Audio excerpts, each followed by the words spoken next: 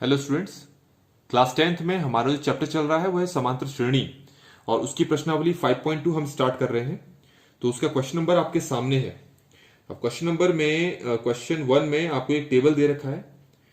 Table के पहले column में ए दे रखा है, दूसरे कॉलम में डी दे रखा है, तीसरे में एन और चौथे में ए एन दे रखा है। क्वेश्चन है निम्नलिखित सारणी में रिक्त स्थानों को भरना है। जहां एपी का प्रथम पद ए है, सारवंतर डी है और एनवा पद ए एन है। तो इसमें आपको 5 पार्ट दे रखे हैं। तो पहले पार्ट में आपको क्या क्या दे रखा है जरा वो ध्यान दे देते हैं।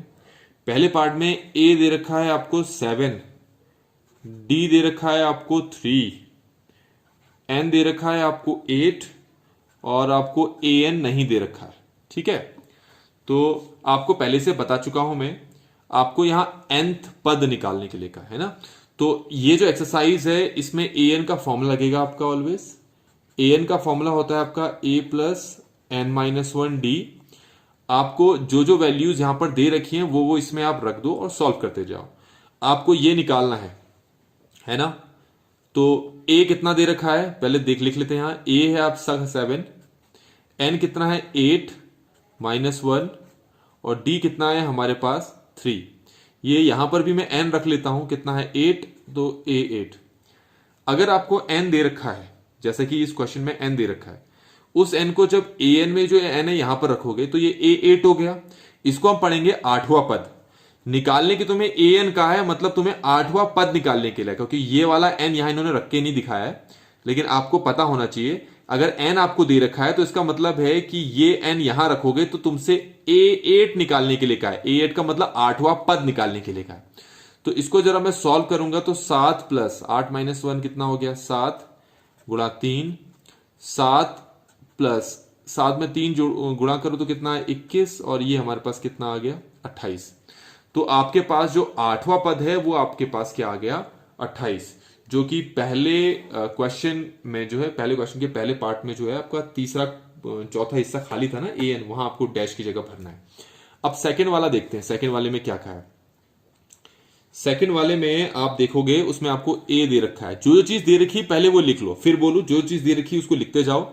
डी आपको खाली दे रखा है, ठीक है, मतलब ये निकालना है। एन आपको इस बार 8 दे रखा है और ए एन आपको 0 दे रखा है। देखो यहां पर भी एन दे रखा है आपको, नहीं एन आपको 10 दे रखा है। यहां 10 एन 10 है, क्वेश्चन का 10 है। एन दे रखा है, आपको डी निकालना है। तो सबसे पहला काम आपका होगा ए एन, ये फॉर्मूला रखना, ए प्लस एन माइनस 1 डी। मैं आपको फिर बता दूं ये जो फॉर्मूला है इसको आप कैसे पढ़ोगे। ये nth पद का फॉर्मूला है, किसी एपी के nth पद का फॉर्मूला है। मतलब किसी एपी की जो श्रेणी चलती जाती है उसके nवें पद में जो संख्या बैठी होती है उसको हम इस वाले फॉर्मूले से निकालते हैं। n कितना दे रखा है आपको 10, तो ये जो n है इसको मैं इस n की जगह रखूंगा तो ये हो जाएगा आपका a10। इसको मैं क्या पढ़ूंगा 10वां पद, ठीक हो गया। इक्वल टू ये a कितना दे रखा है -18 प्लस ये n कितना दे रखा है 10 -1 और d कितना दे रखा है नहीं दे रखा है तो d का d रख लिया। मैं आपको बता चुका हूं ये n कितना है 10 है। इस n को मैं अगर यहां पर रखता हूं तो मतलब तुम्हें a10 कितना दे रखा है किसके इक्वल है 0 के। तो इसका मतलब ये जो तुमने a10 रखा है इसकी जगह आप रख दो 0, इक्वल हो गया -18 प्लस 10 -1 कितना हो गया आपका 9, तो ये हो जाएगा आपका 90।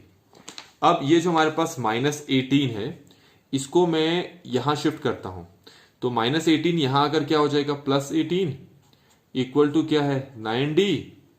अब ये 9 को 18 के नीचे लेके जाओ तो 18/9 आ गया, ठीक है। अब 18 को 9 से डिवाइड कर दूंगा तो d की वैल्यू कितनी आ गई 2, तो ये d आ गया हमारे पास जो हमें इस क्वेश्चन में निकालना। तो डैश की जगह आप क्या भर दोगे 2 भर दोगे। अब देखिए हमारे पास जो तीसरा पार्ट है उसमें क्या दे रखा है हमें। अब तीसरा पार्ट कर रहे हैं हम। तीसरे पार्ट में आपको इस बार a का हिस्सा खाली दे रखा है, a नहीं दे रखा है।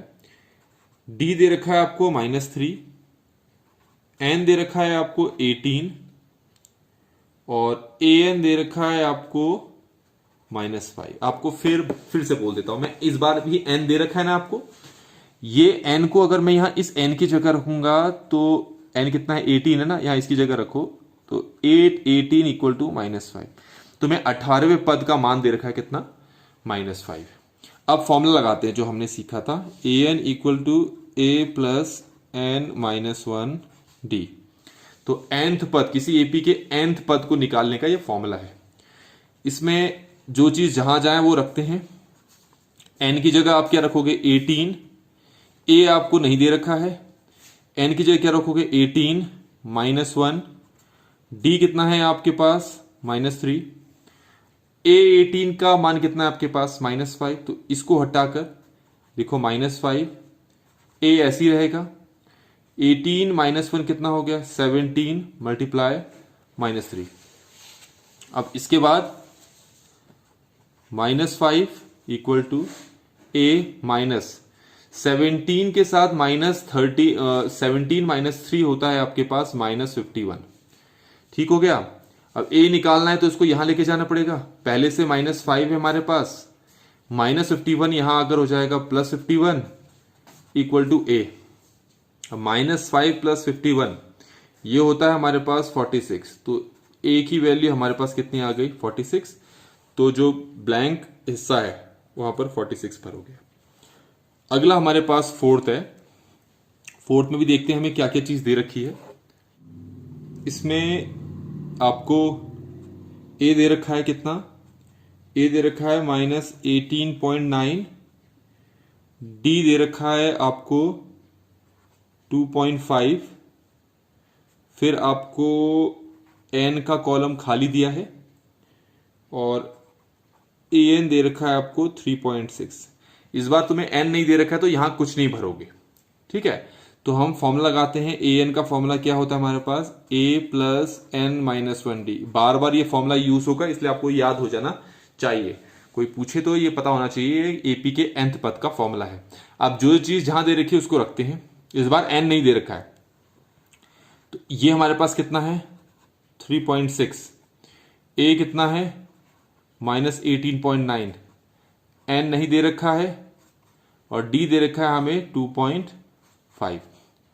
अब इसके बाद इसको कैसे सॉल्व करेंगे, ये वाला पोर्शन यहां आएगा तो 3.6 plus 18.9 equal to n-1 multiply ये 2.5 हो गया, ठीक है। आप चाहे तो इसको अंदर भी मल्टीप्लाई कर सकते हो पर मैं नहीं कर रहा हूं। इसको पहले इन दोनों को सॉल्व करते हैं तो ये आएगा, दोनों को ऐड करेंगे तो 5 2 2 तो ये 22.5 आएगा। आप भी इसको अपनी तरफ से ऐड करके देखेंगे, इक्वल टू n-1 मल्टीप्लाई 2.5। इसके बाद क्या करना है, ये जो 2.5 है 22.5 के नीचे चला जाएगा तो 22.5 के नीचे आ जाएगा 2.5 इक्वल टू हो गया आपका n-1, ठीक है। तो पॉइंट के बाद यहां एक नंबर है, सिर्फ दशमलव के बाद एक संख्या है, यहां भी दशमलव के बाद एक संख्या है तो दोनों दशमलव आपके हट जाएंगे। तो आपके पास आ गया 225/25 इक्वल टू n-1। अब 225 को अगर मैं n से भाग करूं तो ये 25 से भाग करूं, 225 को अगर मैं 25 से भाग करूं तो मेरा आ जाता है यहां पर 9 और ये n-1 है।